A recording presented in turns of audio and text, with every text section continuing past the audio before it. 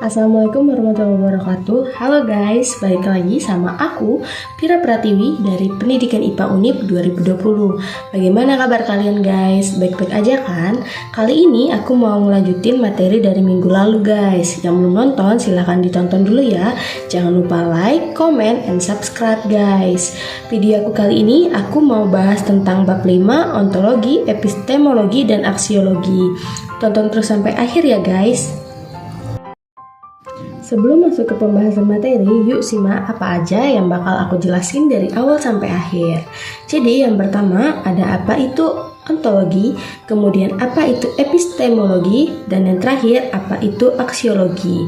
Dari video pembelajaran yang akan aku jelasin kali ini, diharapkan dapat tercapainya tujuan pembelajaran yang diinginkan nih guys. Jadi tujuannya yang pertama untuk mengetahui apa itu ontologi, yang kedua untuk mengetahui apa itu epistemologi, dan yang ketiga untuk mengetahui apa itu aksiologi guys.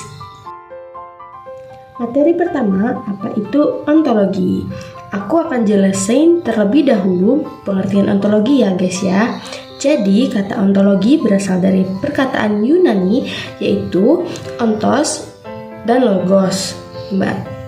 Ontos berarti being, logos berarti logic. Jadi, ontologi diartikan sebagai suatu cabang metafisika yang berhubungan dengan kajian mengenai eksistensi itu sendiri. Ontologi mengkaji sesuatu yang ada sepanjang sesuatu itu ada, guys. Selanjutnya, mengenai dasar ontologi ilmu.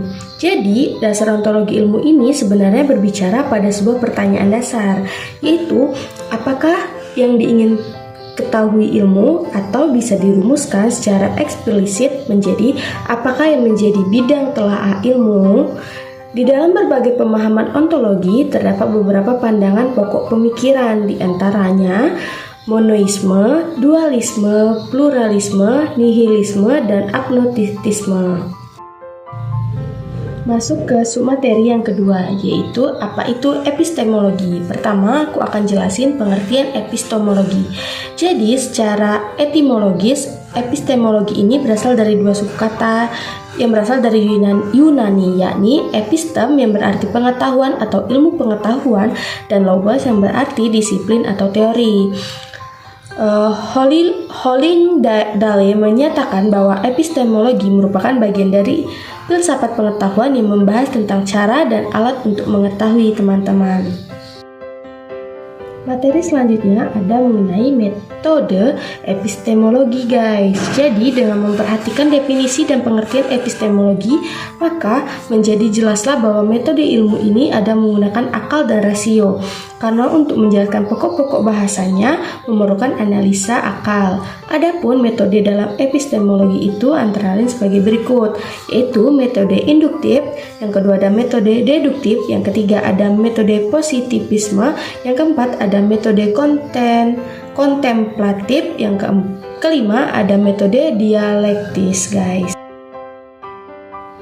Pada materi mengenai epistemologi ini terdapat juga persyaratan epistemologi, di mana suatu pengetahuan dapat dikatakan sebagai ilmu apabila dapat memenuhi persyaratan-persyaratan, yang dimana sebagai berikut nih guys. Jadi yang pertama, ilmu mensyaratkan adanya objek yang diteliti. Kemudian yang kedua, ilmu mensyaratkan adanya metode tertentu.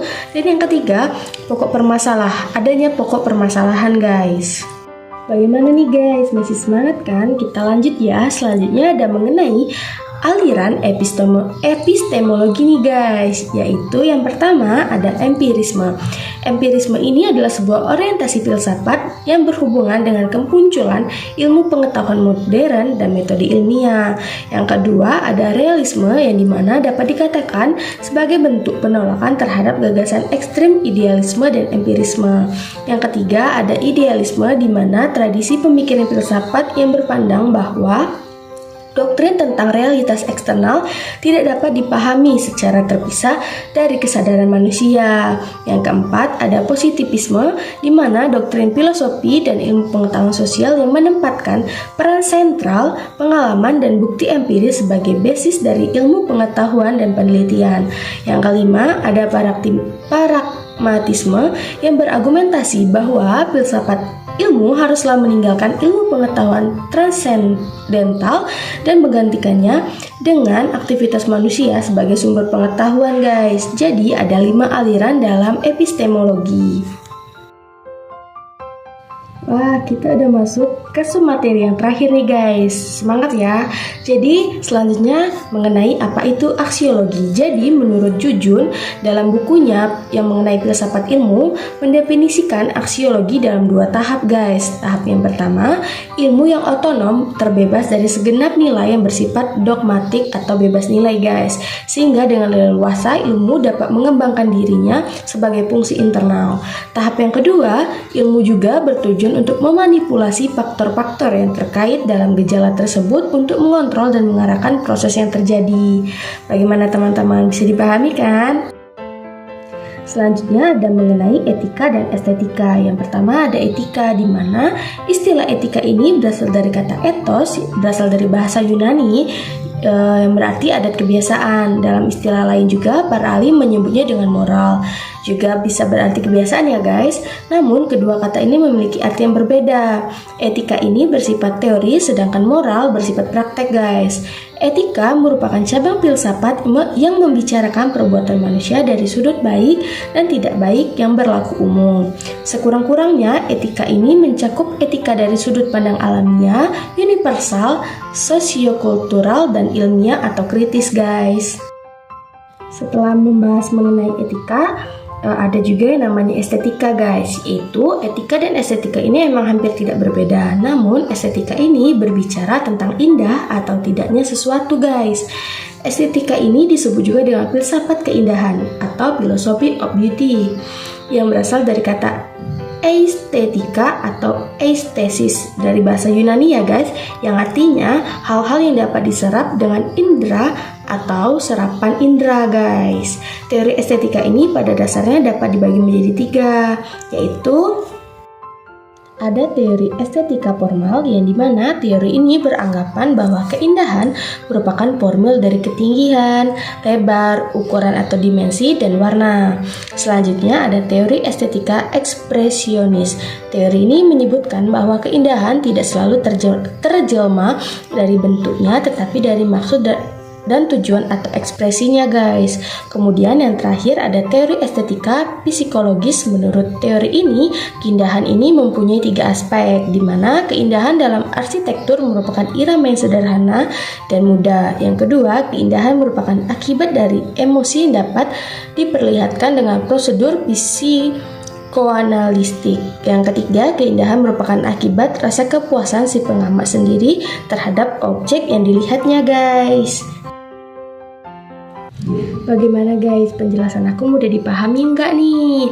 Aku harap kalian bisa paham ya, agar tujuan pembelajaran yang udah aku sampaikan di awal tadi dapat tercapai guys.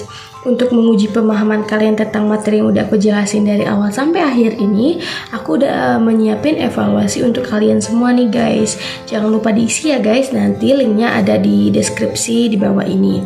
Aku harap kalian bisa isi ini dengan sebaik mungkin ya. Ya udah guys, aku akhiri sampai sini dulu ya. Semoga kita selalu bahagia. Terima kasih udah nonton sampai akhir ya. Sampai jumpa minggu depan. Bye bye. Aku tutup. Wassalamualaikum warahmatullahi wabarakatuh. Terima kasih. I thank you, every one of you.